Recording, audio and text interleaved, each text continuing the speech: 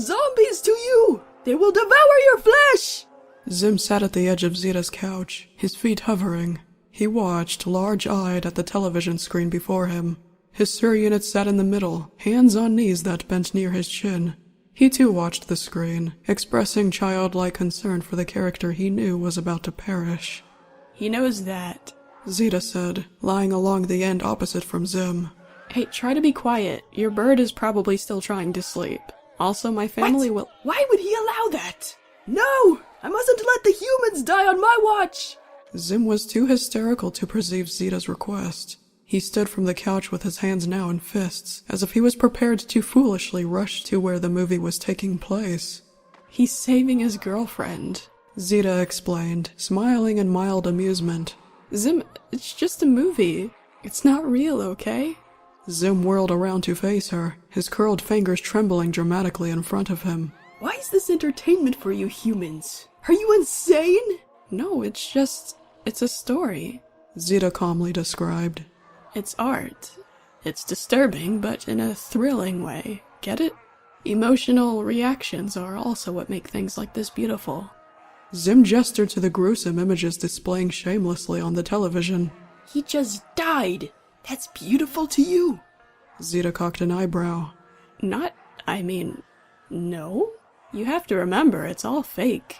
That guy there, he didn't really die, alright? Just the character. It's all planned out, acted out, and edited. If there was a zombie apocalypse, that would mean we are in it too. Zim squeaked in terror, and he bolted for a nearby window to peek outside. Zita sat up, regretting the statement she should have known Zim would take seriously. Dude. Hey, I'm sorry. I probably should have changed it. I almost forgot how scared you are of Halloween. Halloweenies! Gur jumped to his feet, excited for sweets. Yes! Zim ran to him and grabbed his face to force direct eye contact. You, Gur! You were the one who defeated them that night while I was gone! You must defeat them again! Shut up. Zita snapped in a monotone, and the two aliens looked to her. Your Gur wreaked havoc on a town full of not monsters, Zim, but kids in costumes, including me, and stole our candy. You're not letting him do that again. She drew in a deep breath and let it out slow to recover the fragment of patience that was momentarily lost. It's hard to explain, but movies are meant for fun. Fiction, I mean. It's not real, okay? That guy's okay. Probably living it up in Hollywood. Taking a piss or something as we speak. Zim, eyes nervously darting back and forth, climbed carefully back on the couch close to Gur, who just smiled with his tongue out. Awkwardly and apologetically, Zita grabbed the TV's remote and lay back down. I'll just change it to something else. I'm going to sleep. Bridge. Shit. She was always quick to recognize what this was about, and what needed to be done. Reach in the water. Get him out. Get him out. Get him out quick. Why can't I move well? The river had not felt this cold before. Was this temperature making her shut down? Am I dying? Is this dying? I'm dying down here. Was I supposed to do something first? I forgot. Zita looked up at the surface above her, and was instantly spooked by the look of a candy wrapper staring down at her. The smiling pizza icon. When in her right mind, this wasn't something that fazed her. But now she was completely terrified, feeling vulnerable and unsafe. The pizza's pupils constricted, much to Zita's skyrocketing terror, and it said, with a voice that came from those very eyes instead of its smile, "Tick-tock, you fool. Tick-tock, you mashed potato brain head. Tick-tock, both of you will die, don't you see?" Now I remember. Oh my god. She looked back down, but she couldn't see who she was looking for. She couldn't see anything now. Nothing but darkness and bubbles. Her bubbles and his. Where are you? Don't disappear. I think you deserve to live. You're lost and misunderstood. You need someone. She reached out blindly into the dark, and she yanked on whatever she found. It felt like metal instead of a leather glove, but it was Zim anyway. The dream told her so. Got you. She couldn't hold her breath anymore at this point. As some sort of a defense mechanism, her mind seemed to time skip, teleporting her to the surface before she started suffocating. Because when she blinked, she saw the bridge again, and drooped over her chest and shoulders, her friend, a life she was in charge of saving. She hated that. She wasn't meant to have someone's fate in her care. It was unfathomable. It wasn't fair. Her life was supposed to be simple. She was supposed to be a simpler person, doing simpler things. Not lifeguard things, not hero things, not big things. Not her. She still couldn't move the way she wanted. She mostly bobbed, with her free arm moving too weakly to take her anywhere. TikTok is rotting away. I won't let him go. Zita panted angrily at the candy wrapper taunting her from behind. Hello? Cute little robot voice. Blurry silver and cyan figure watching from ashore. Gur was here. The hello was said with casual confusion. That was bizarre. And why wasn't he frantic? Help! Zita cried out to him, fighting with her uncooperative muscles. Gur only stood with his head tilted to the side. But luckily, without his help, Zita somehow found herself back on the unusually plush grass in one blink. Hello? Hello? Did you get a tummy ache? What the hell is wrong with Gur? Without answering the unhelpful robot, Zita hovered over the body she had dragged to safety countless times in her head like this, yet only once in real life. Unresponsive, as always. Eyes shut, wig sloppy and drenched, skin steaming, pack missing.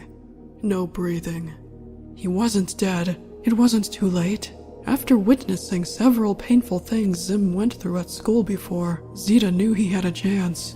He was strong enough to hold on. He just needed a hand, quite literally. All it should have taken was one nudge in the right direction. Just a few pumps of air, and he would finish recovering on his own. Come back. Zita pleaded, throwing her upper body weight into every rhythmic shove, both hands flat over Zim's middle. She heard a noise from the voice she was itching to hear. Finally, another rare time Zita had gotten a response at the end of these dreams. Zim? Zita gripped the shirt she had already been touching. Zim? Zim! Zim! Zita? Zim's voice again, but it hadn't come from the body in her hands. Zita's mind instantly came to the conclusion that it was Zim's soul. Despairing, she released the shirt and looked down. She registered the true, depressing state of the sight before her. Zim was not in there. Dead. Empty. Dead.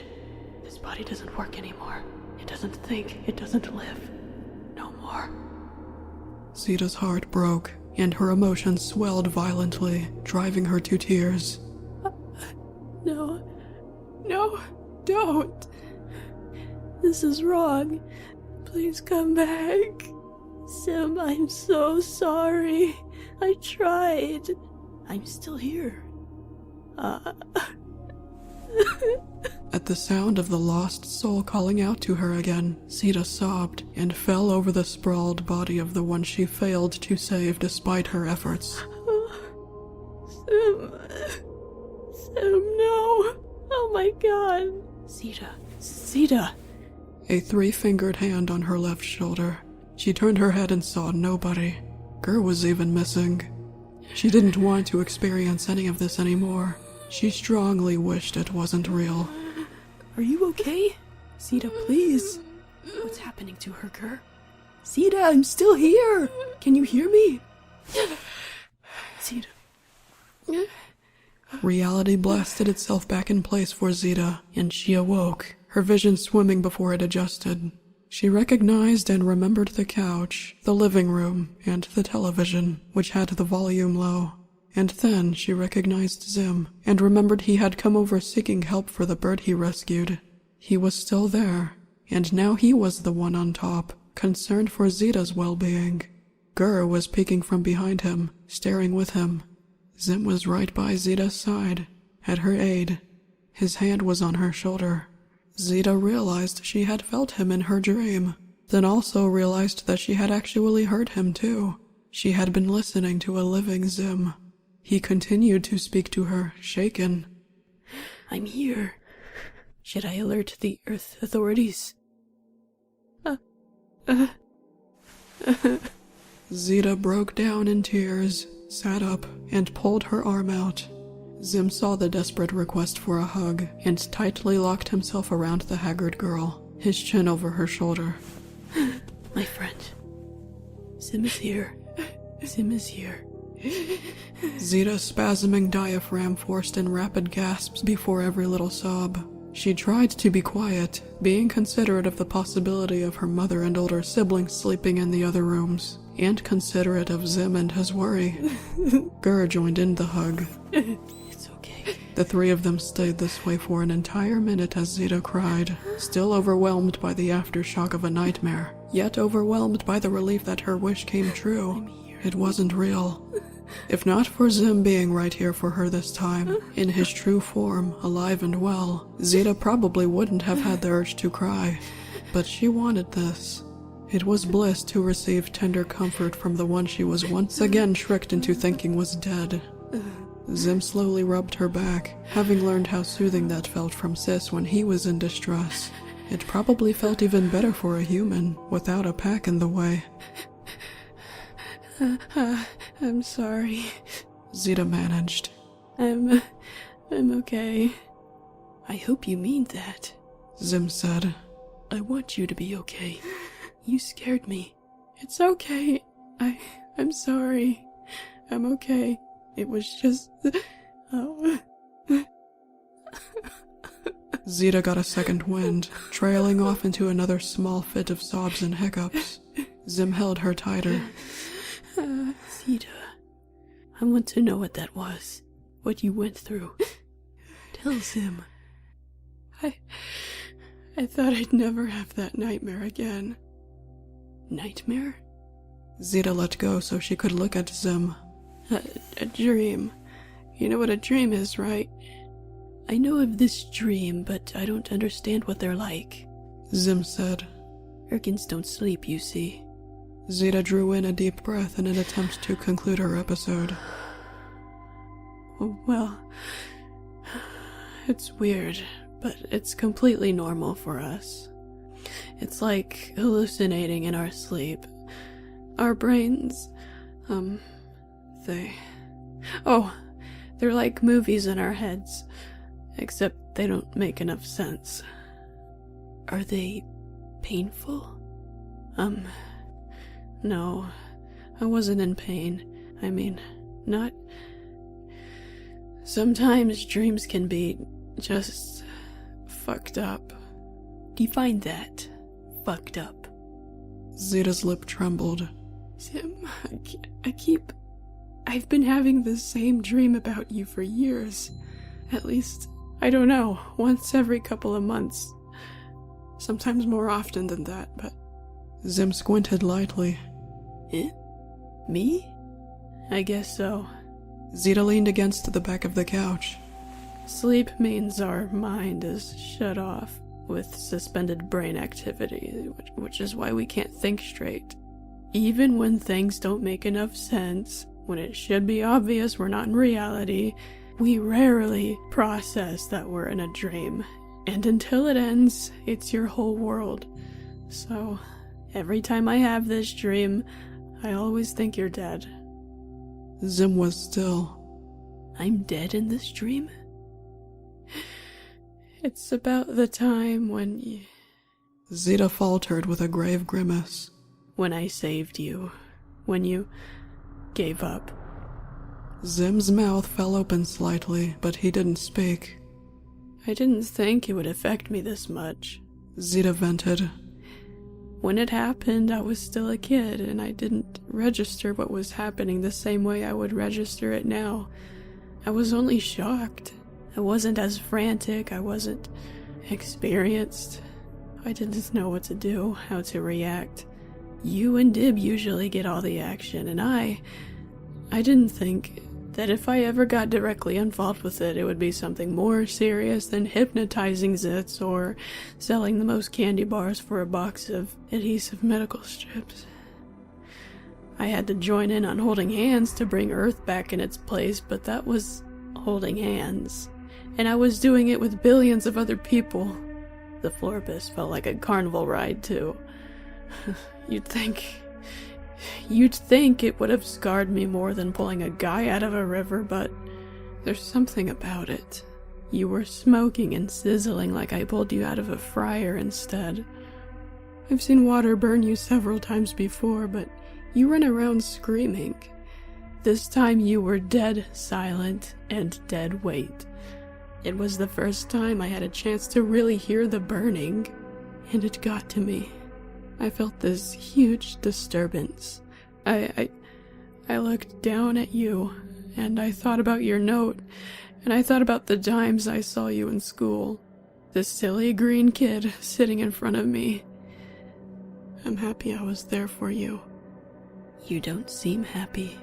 Zim quietly said. No, Sim, Zita reached out. I'm happy that you're okay.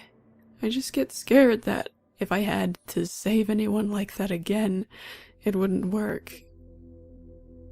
I did this to you. I did this to you and then left. Zita, I'm sorry.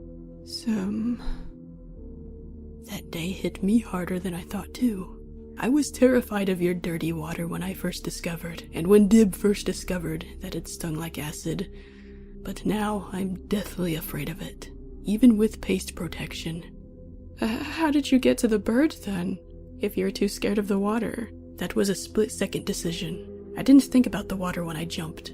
But this time wasn't as bad, because I could move and scream at the top of my lungs. And I could get out, most importantly. Have I shown you that my pack has long legs? I saw them, yeah. I had to ask. Before, you've seen almost everything my pack has. It was so easy for you to see with you in the seat right behind me at the school. I've had to wipe your brain 12 times. Zita recoiled. Wipe my... She relaxed. Well, I can't complain. Keith says you've done worse to him. Wait, you have lungs? Dib says you don't. Lies. Zim scoffed. Yes, we have lungs. And hearts. And 2 eyes, 4 limbs. We aren't as different from you as Dib thinks. Why were you standing by the water without paste on? I was trying to face my fear head on. Don't do that, okay? That's like if someone drove their car 100 miles an hour without a seatbelt so they won't be scared of car accidents anymore. It's a dumb idea. Was it? You have to excuse me. I was confirmed behaviorally defective due to something horrible that happened to my pack before I was born. At random times, but not all the time, my faulty pack will malfunction, thus making my thinking and my logic malfunction. I do not realize the obvious errors of the ideas until much later, if I ever do at all. At least I don't have Marbog's code anymore. That made the glitching 3 times more likely to happen, according to a medical drone. Oh, buddy, that sucks. I didn't know. No. Thank you for telling me it was wrong. Is there a known cure for these dreams? Zita shook her head. Zim offered a small smile. Well, no matter how much that dream torments you, it will always be just a dream. Like how a movie is just a movie, right? I guess. Yeah. Zita? Yeah. Do you want another hug? Zita smiled and accepted Zim's offer. I'm with Deb. I didn't expect you to come back being so huggy either. It is who I am, Zim said shamelessly. I did this as a newborn before I was electronically brainwashed. Loving and hugging. The brainwashing is gone now, so prepare for more hugs. Zita chuckled. I wasn't complaining. She sighed happily. Thanks, Zim. When they withdrew, Zim said, You don't need to be afraid. You need to be proud. You saved my life when you were just a little child. You did something bigger than yourself, Let that make you braver, Zita. Do not feel like you're not worthy enough to step out of the background, because Zim says you're worthy. I'll try to remember that. It's very hard for me to lucid dream, though, so don't blame me if I still get scared, okay? Lucid dream? When a person does become aware of their dream and takes control of it. Luck is the key for that, I think. So, do you think it's safe for you to sleep again? Zita sat back upon her pillow. I'm always safe from dreams. It's like you just said, a dream is just a dream. She held in a deep breath as she stretched herself across the couch. Zim is here. Zim restated. Zim will stay right next to you. Gur waved from the other end of the couch to remind Zita of his own presence too. That would be nice. Already feeling the first stages of sleep beginning to overtake her, Zita lay sprawled comfortably on the couch and closed her eyes. Within the next hour, she silently dreamt of a simple, colorful, twinkling galaxy.